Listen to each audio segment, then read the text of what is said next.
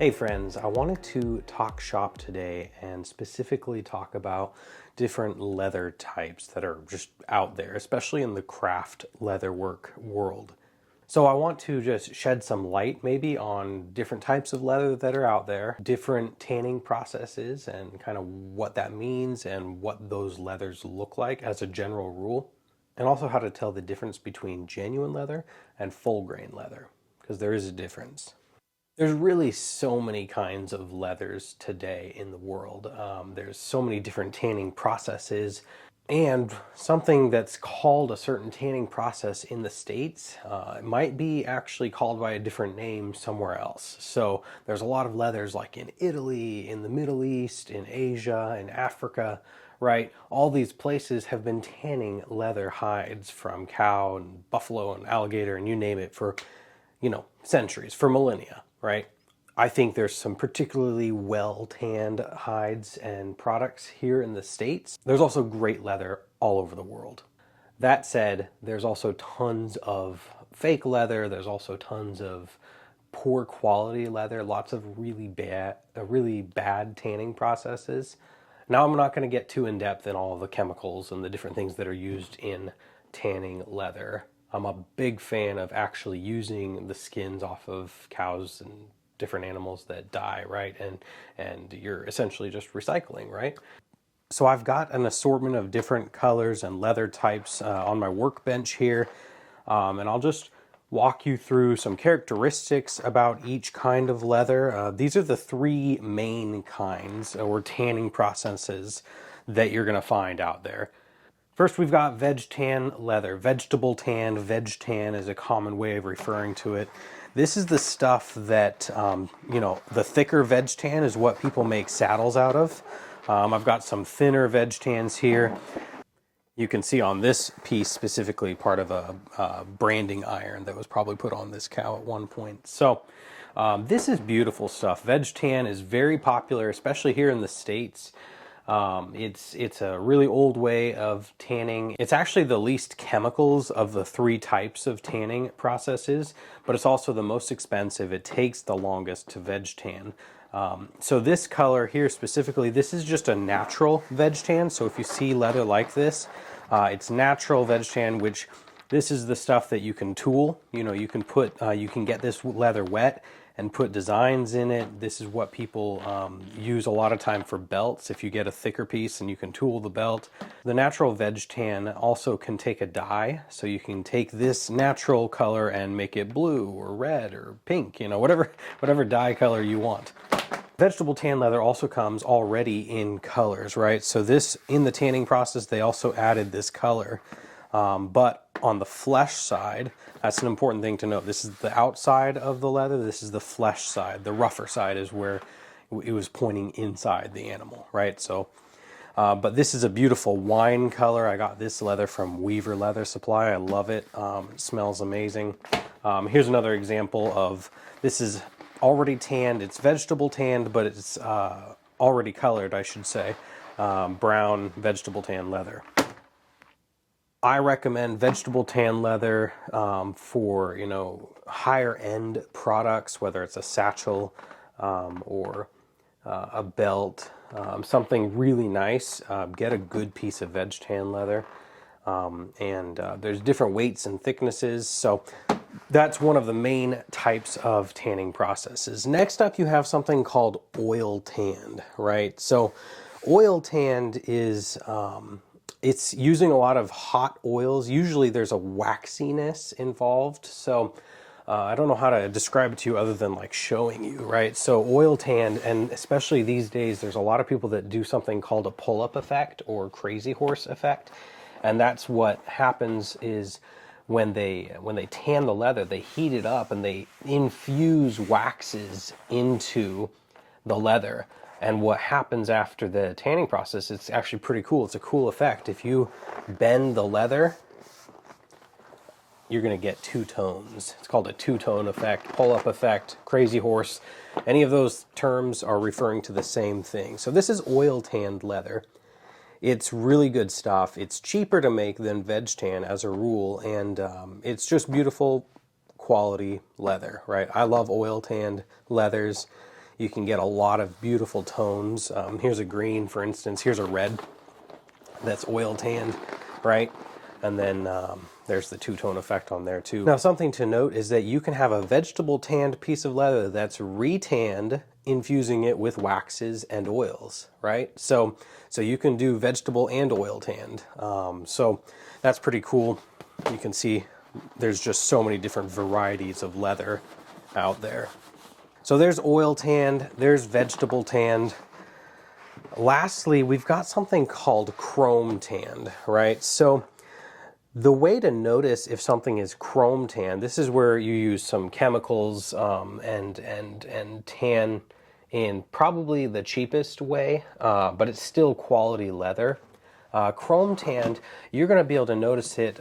This piece can show it a little bit, but when you look on the side of leather, like if you cut into it, you're going to see a thin gray or brown line. That means it's chrome tanned, all right? So it's still gorgeous leather.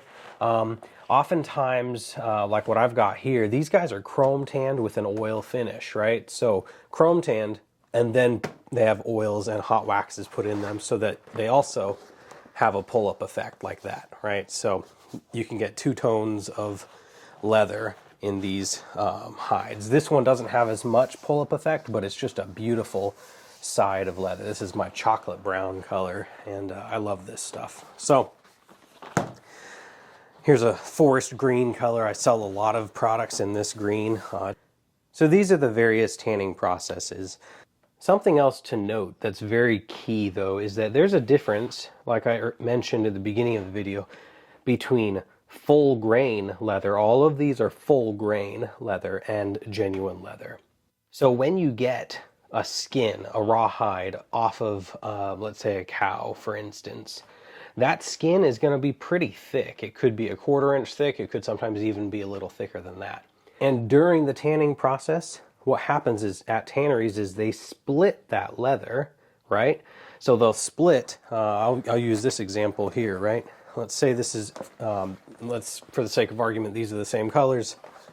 This is the top grain leather, right? This was at the very top where the hair was at one point. This stuff underneath here was not, for instance. This stuff is thick, but it was split. So they'll take, really fine knives and machinery, right? And split the leather in half, right? So that skin suddenly becomes two pieces of leather. So what happens to this is it's turned into all these different sides. All these different sides or hides of leather, beautiful stuff. Top grain, full grain, those are the same term pretty much.